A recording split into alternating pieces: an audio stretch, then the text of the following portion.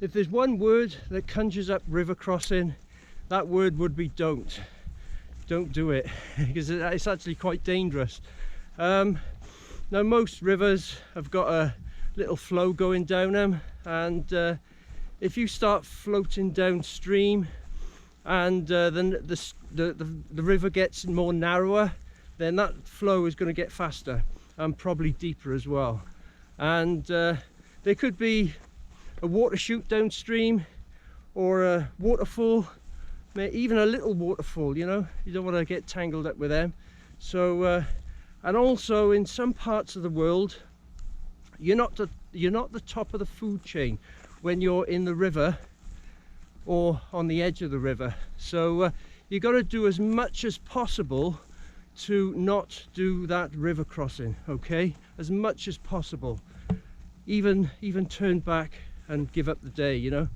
But if you're going to attempt it, you know, you think you might be all right, then this is what you've got to do.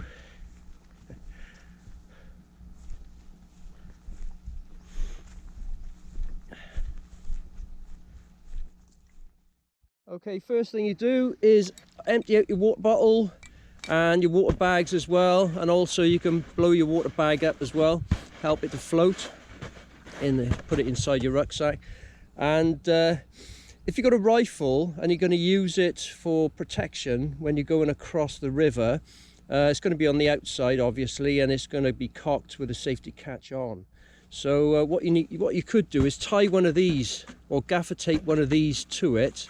And if you get into a bit of trouble and you let go of the rifle accidentally, you know, you get a bit panicky or something, then you're not going to lose the rifle on the bottom of the river, okay? It'll help it to float, and you should be able to retrieve it. So you could do that. Otherwise, you stick the rifle inside the bivy bag. Okay, so one of the guys in work told me that, so you know who you are.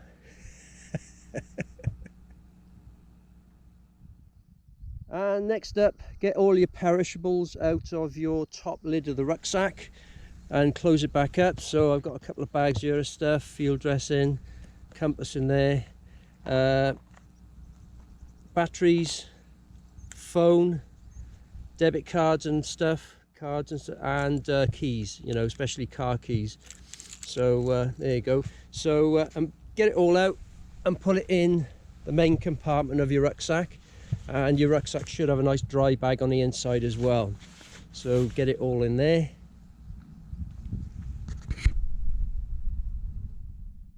Now you could decide what you want to wear. In the winter, you could just wear a waterproof jacket, a waterproof trousers, and boots if you think you're strong enough swimmer. And also you could have sandals with you, you know, and pack the boots away. So or these sort of things, sort of I don't know what these are actually, an outdoor slipper or something, but they're very light and they dry quick. So you could do that, but as it's sunny, I'll be wearing a little less. Right, I've packed all my clothes away, and I've trapped as much air as I can in that dry bag on the inside. Now I could do this snow gaiter up really tight as well, but there's no point really these days, because a lot of these rucksacks have got water bladder holes on the outside anyway. I got another one on the other side. Yeah, I'll show you that because the sun's on it. There you are, H2O, and also I've got a zip going round the edge there. I don't know whether you can see that, to get at things at the bottom of the rucksack, and you know, water's going to get through that zip anyway and go on the inside of the rucksack. So you know, you take your choice on that one, what you want to do. Now for the purpose of this video, I'm just going to leave them there anyway, and leave these here, and just show you how it's done. That's the key thing. And what I've got here is I've put my rucksack inside this bivy bag, which is Gore-Tex, and it's the British Army one. Now, unlike the other Gore-Tex bivy bags. This particular one, the British Army one, hasn't got any zips going down the center there or down the side and hoops and this, that and the other. It's just one big sack, okay, one big pocket, okay, which is ideal for river crossing. And it's also waterproof, really good waterproof, because it's Gore-Tex as well, okay. So what I'm going to do now is just twist it all up, tie it up and seal it up. So there you go, it's all tied up, it's holding the air in, so that's a good sign. And what I've done is I've twisted the end, bent it over, tied it as tight as possible. And what you do, or what you need also, is string, okay. Now bushcrafters carry paracord and all that, but hikers don't tend to carry string. So why not carry spare bootlaces? You know, I know it's for sort of long distance hiking and all that, but they don't weigh anything anyway. Why not carry spare laces? So yeah, so what I'm going to do is get in and just tow it behind me, basically. Now these laces are just about long enough, but what you could do, you could have a carabiner and your belt from your trousers and put the belt around your waist, and then put the carabiner on at your back there where your spine is, and just fix it to that, I suppose. So yeah, let's have a go with that.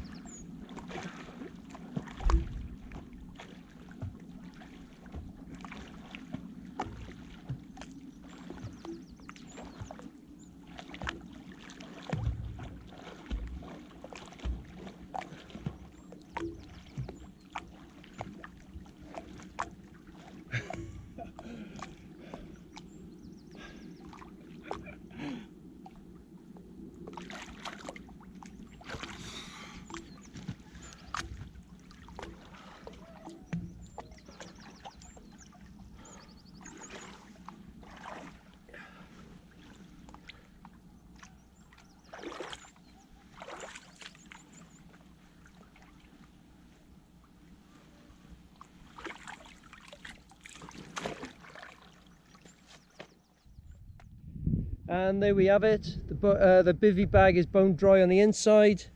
The rucksack is bone dry. Perishables, paperwork, whatever, passport, bone dry. And they're obviously a little bit damp. So there you go. And my clothes are dry. So that's how you do it, but be very careful, okay?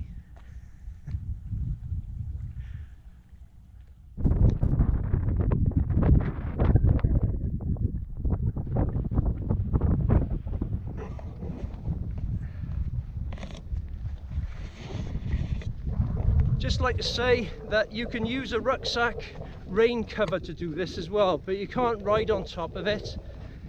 You can only tow it. If you can use it if it's big enough, that is.